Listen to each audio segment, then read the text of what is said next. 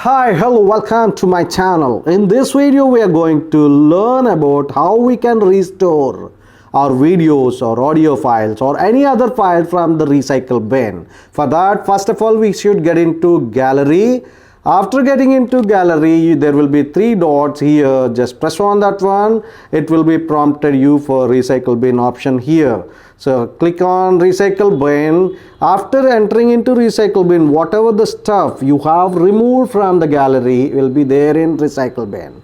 After recycle bin, since I have only one item which is removed in my gallery, this will be available here.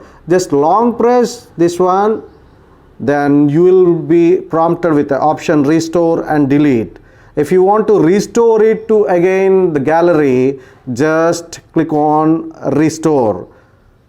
After clicking on restore, there will not be anything in this recycle bin and entire thing is moved to my gallery. That's all. So simple this video is. I'll show it to you one more time. If I'm removing this photo from my gallery, say for example I'm deleting, move to recycle bin, this entire photo has been removed to and placed it in my recycle bin. Where you will find this recycle bin, the three dots will prompt you for the recycle bin option. Just go to recycle bin, you will find the photo which is removed from the gallery in the recycle bin.